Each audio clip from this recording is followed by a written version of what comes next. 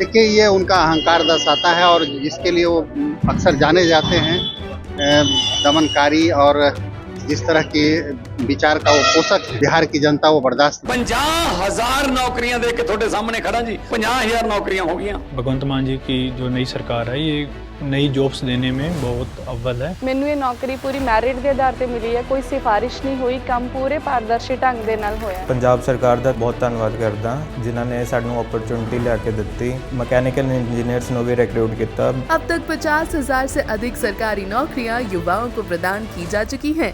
ये है नया पंजाब, ये है रंगला पंजाब।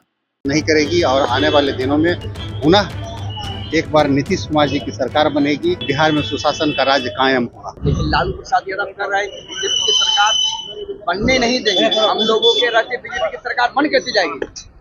देखिए, ये उनका अहंकार दर्शाता है और जिसके लिए वो अक्सर जाने जाते हैं, दमनकारी और जिस तरह के विचार का वो पोषक है, बिहार की जनता वो बर्दाश्त नहीं करेगी और आने वाले दिनों में पुनः एक बार नीतीश कुमार जी की सरकार बनेगी और बिहार में सुशासन का राज कायम होगा। केंद्रीय बजट तेजस्वी यादव को मुख्यमंत्री बनाने की बात कर रहे हैं लालू यादव।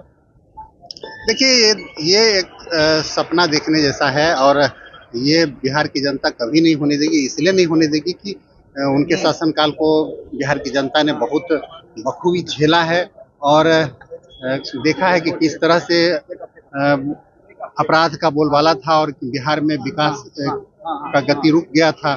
और जब से सुशासन की सरकार बनी है, आदरणीय नीतीश कुमार जी की सरकार बनी है, तब से लगातार बिहार में विकास हो रहा है। चाहे आप किसी भी क्षेत्र की बात कर लें, चाहे वो कानून व्यवस्था की बात हो, चाहे आप रोड की बात हो, स्वास्थ्य क्षेत्र में बात हो, हर क्षेत्र में लगातार बिहार विकास किया है और बिहार की जनता को विकास पसंद है, विनाश पसंद नहीं। केंद्रीय बजट को लेकर केंद्रीय मंत्री के साथ साथ बीजेपी के मंत्रियों की सभी कह सकते हैं स्टेट में सभी जिले में लगाई गई है ड्यूटी। क्या लग रहा है चुनावी वर्ष में कितना फायदा होगा अगर लोगों के बीच जाए, प्रेस कॉन्फ्रेंस करे?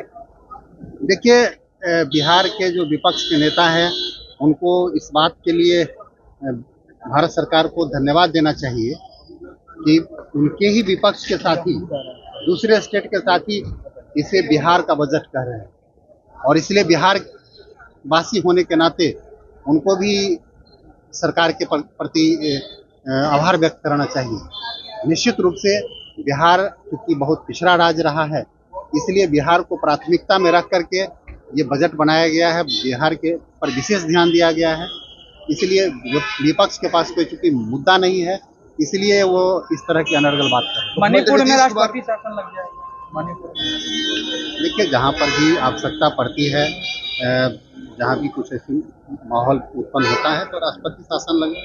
जब सरकार नहीं चल पा रही है तो निश्चित रूप से वो एक विकल्प है। मुख्यमंत्री नीतीश कुमार कल दिल्ली जा रहे हैं, खबर ये भी है कि प्रधानमंत्री नरेंद्र मोदी से मुलाकात करेंगे। क्या लगता है कि मुख्यमंत्री नीतीश कुमार की जो मौजूदगी बिहार में है, जिस तरीके से विपक्ष का भी घबराहट में रहती है, आदित्य ठाकरे जिस तरह इशारा कर रहे हैं, क्या लगता है कि नीतीश कुमार बेहद जरूरी है बिहार के लिए, एनडीए के? निश्चित रूप से बिहार के विकास के लिए उन्होंने जिस तरह का काम किया है, लगातार इतनी बार बिहार में रहे, तब से लगातार बिहार का विकास हुआ है। तो विपक्ष के पास चूंकि कोई चेहरा नहीं है, तो विपक्ष लगातार प्रयास कर रहा है कि हम इशारा करके बुलाएं, अपनी तरफ बुलाएं उनको, लेकिन वो समझते हैं कि अगर बिहार का विकास करना है तो हमको एनडीए को इंटैक्ट रखना होगा। भारतीय जनता पार्टी और जनता दल यूनाइटेड और जो भी हमारे गठबंधन हम हैं, राष्ट्रीय लोक मोर्चा है, सारे लोग इंटैक्ट हैं और सारे गठबंधन का एक ही उद्देश्य है कि बिहार को कैसे मजबूत किया जाए, बिहार को कैसे विकसित किया जाए। 24 को प्रधानमंत्री का दौरा है भागलपुर। हाँ, ये स्वाभाविक, क्योंकि विकास के क्रम में हर जगह जाते रहते हैं, तो इसी कड़ी में एक दौरा है और इस क्षेत्र में भी विकास के नए आयाम को लिखेंगे, क्योंकि बिहार के लिए उन्होंने बहुत कुछ किया है, तो उस क्षेत्र के विकास के लिए भी कुछ बातें होगी। डोनाल्ड ट्रंप से प्रधानमंत्री की मुलाकात हुई है,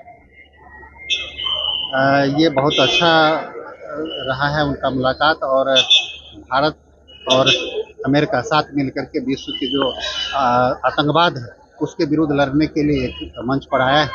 और पहले से भी आज विपक्ष भले जितना भी हल्ला कर ले, लेकिन पूरे विश्व कम्युनिटी में ये मैसेज है कि आदरणीय प्रधानमंत्री नरेंद्र मोदी जी के नेतृत्व में भारत का मान सम्मान बढ़ा है और इस बात को कोई नज़रअंदाज नहीं कर सकता है। भारत के प्रेजेंस को जिस तरह से उन्होंने उभारा है हम सब समझते हैं। एक सवाल है सर, मुख्यमंत्री नीतीश कुमार के जो बेटे हैं निशान, उनकी राजनीति में एंट्री की संभावनाएं हैं, विपक्ष के द्वारा आरोप भी लगाया जा रहा है, आप कैसे देखते हैं उनके परिवारवाद को लेकर आरोप?